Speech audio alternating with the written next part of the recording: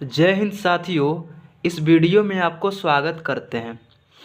इस वीडियो का मकसद हमारा ये है कि कम से कम समय में आपको सीखने के लिए मौका मिलेगा।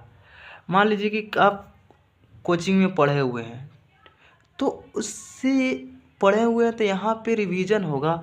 ये यूँ बोल सकते हैं कि वन शॉट रिवीजन, यूँ भी बोल सकते हैं आप, इसमें कोई दिक्कत नहीं है। तो चलिए हम लोग बिना टाइम गंवाए स्टार्ट करते हैं।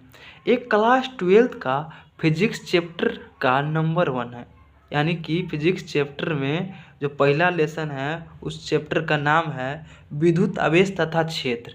तो विद्युत आवेश तथा क्षेत्र जो है वो किसका पार्ट है?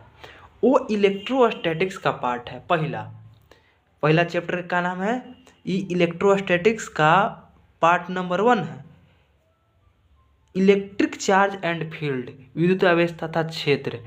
तो सबसे पहले हम ये सीखेंगे कि ये जो है स्थिर वैद्युत यानी इलेक्ट्रोस्टैटिक्स, ये किसको बोला जाता है। यहाँ टू द पॉइंट हम बात करेंगे। जब कोई भी चार्ज रुका हुआ रहे और उससे संबंधित जो घटना वो अध्ययन किया जाएगा उसी को हम लोग स्थिर वैद्युत कहते हैं।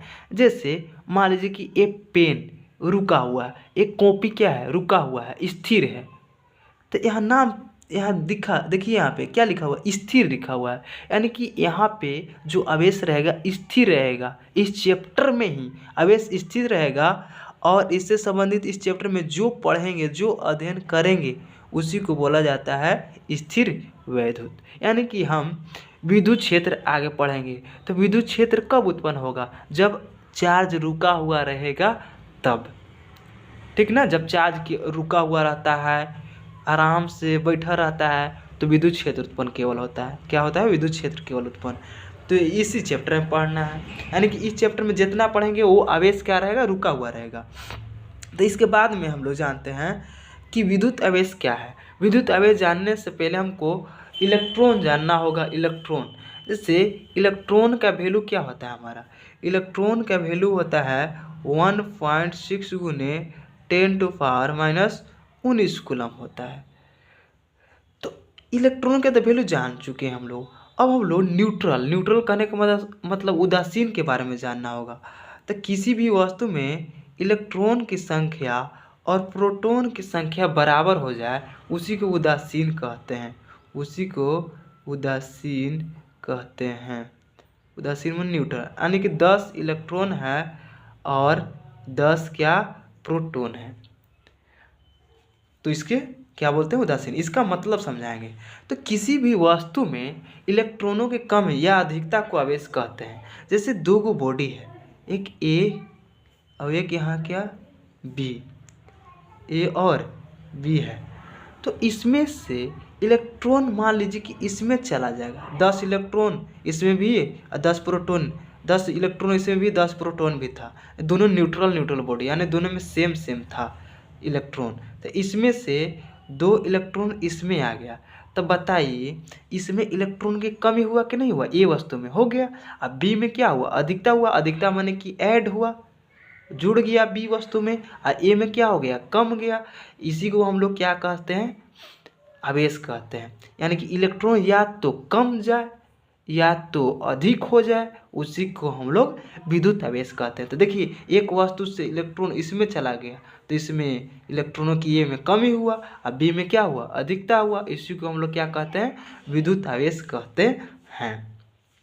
हम लोग को प्रोटॉन एक वस्तु से दूसरे वस्तु में नहीं जाता है। हम लोग क्या जाता है? इलेक्ट्रॉन एक वस्तु से दूसरे वस्तु में जाता है। चलिए नेक्स्ट पॉइंट, विद्युत आवेश को बड़ी क्यू या छोटी क्यू से सूचित करते हैं हम लोग। बड़ी क्यू या छोटी क्यू से, ठीक। आवेश का सीजीएस मात्रक स्थैत कूलम या अस्टेट कूलम होता है, ठीक। एक कूलम में 3 × 10⁹ स्थैत कूलम होता है। ये सब ऑब्जेक्टिव पूछा जा सकता है, ऐसा क्वेश्चन। फिर या 1/10 एव कूलम होता है। फैराडे आवेश का सबसे बड़ा मात्रक होता है। आवेश का जो सबसे बड़ा मात्रक होता है क्या होता है मेरे दोस्त, क्या होता है मेरे भाई, क्या होता है मेरे बहना? फैराडे। एक फैराडे बराबर 96,500 कूलम होता है। कितना? 96,500 कूलम। अब आवेश का छोटा जो मात्रक होता है वो माइक्रो कूलम मिली कूलम होता है। जैसे मान लीजिए कि पूछ दिया जाए कि एक माइक्रो कूलम बराबर कितना कूलम, तो माइक्रो का वैल्यू होता है मेरे भाई 10⁻⁻⁶, तो 10⁻⁻⁶ बिठा देंगे। एक मिली कूलम बराबर कितना कूलम, छोटकी मैंने मिली, तो मिली के वैल्यू होता है 10⁻⁻², क्या सॉरी 10⁻⁻3, सॉरी 10⁻⁻3 कूलम। हम लोग पढ़े हैं डेसी, सेंटी, मिली, माइक्रो, नैनो, पिको, फेम्टो, एटो। अब पूछा कि आवेश कैसा राशि है, तो आवेश एक अदिश राशि होता है हमारा। आवेश कैसा राशि होता है, अदिश राशि होता है। और चलिए आगे हम फार्मूला जान लेते हैं कि आवेश का फार्मूला क्या होता है। विद्युत धारा बराबर सूत्र होता है आवेश बटे समय, आवेश बटे समय, या ऐसे बोल सकते हैं कुल आवेश बटे कुल समय। तो Q बराबर हम ऐसे लिख सकते हैं तिरछा तिरछी गुना करके I इंटू टी। आवेश बराबर विद्युत धारा गुने समय। इसका एसआई मात्रक लिखना चाहते हैं आवेश का, Q का एसआई मात्रक, तो ampere second, M one ampere, एसी मने सेकेंड, या कूलम, सी मने कूलम। अब इसका डायमेंशनल फार्मूला जानना चाहेंगे, बीमा जानना चाहेंगे, तो विद्युत धारा का बीमीय सूत्र आई चाहे ए होता है, तो एटी चाहे आई टी लिख देंगे, एटी चाहे आई टी हम लोग लिख देंगे। क्या इतना बात समझ में आया? इतना बात समझ में आया? हाँ सर आया।